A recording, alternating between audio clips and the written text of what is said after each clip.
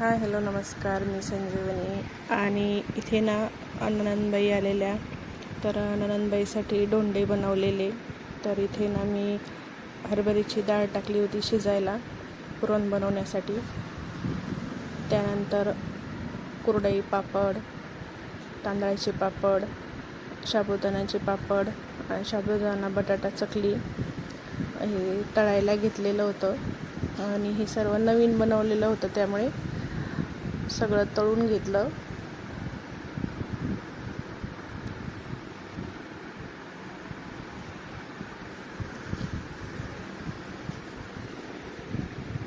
तर हे मुगाचे आणि उडदाचे पापड आहेत, खूप छान असे आले पापड.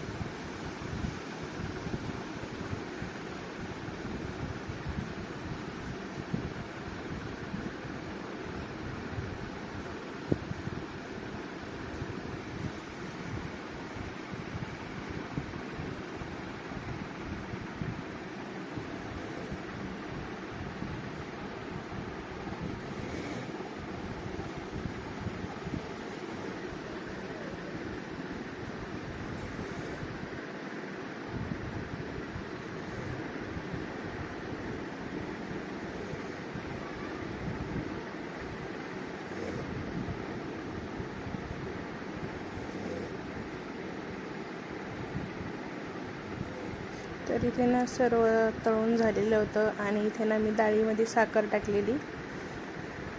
साखर टाकून पुन्हा एकदा डाळीला चटका देऊन घ्यायचा.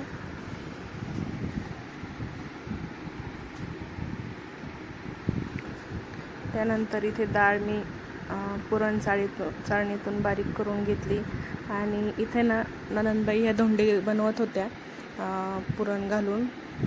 तर गाईला मी 21 बनवले होते आणि देवासाठी 5 आणि बाकीचे आम्हाला खायला काही बनवलेले.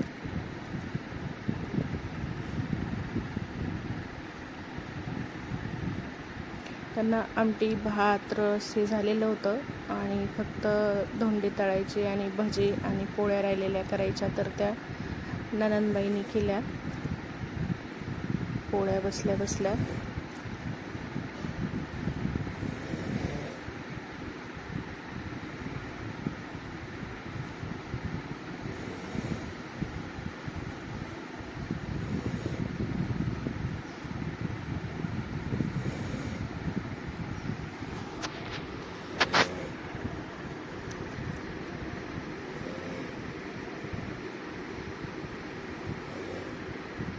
इथे ना ननंदबाई किचन ओट्यावर बसूनच पोळ्या बनवत होत्या. त्यांना पायाचा त्रास असल्यामुळे जास्त वेळ उभा राहता येत नाही.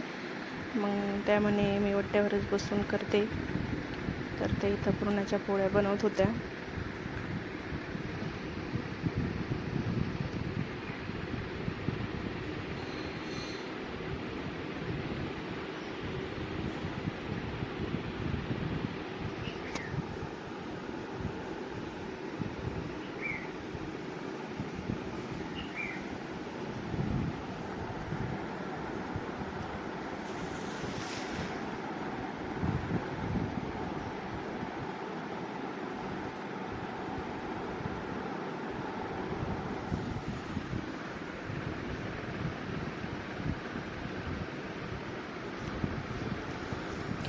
इथे ना मग पोळ्या बनवून झाल्याच्या नंतर मग देवाला नैवेद्य दाखवला. गाईसाठी बाजूला काढून ठेवले होते धोंडे नैवेद्य द्यायला गाईला.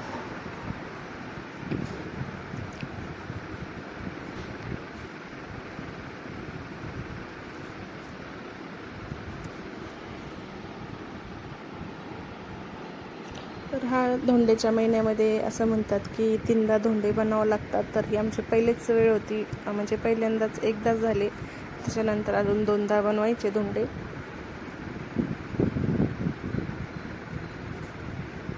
तर सकाळीच इथे देवपूजा करून झालेली. तर नैवेद्य राहिला होता ठेवायचा. मग त्यानंतर आम्ही इथे जेवायला बसलो.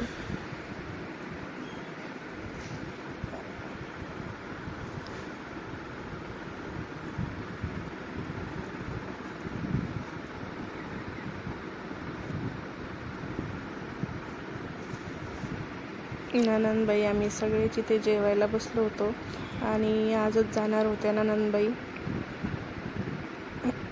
जेवण झाल्याच्या नंतर ननंदबाईला साडी नेसवली आणि त्यांची ओटी भरली.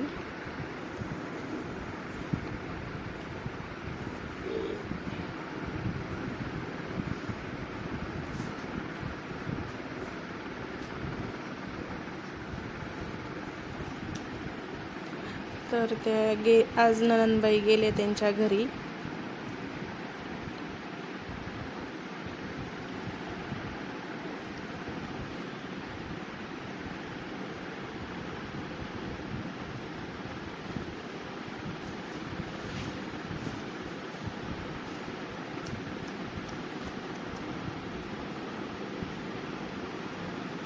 तर कसा वाटला आजचा ब्लॉग? नक्की चॅनलला सबस्क्राईब करा आणि लाईक करा.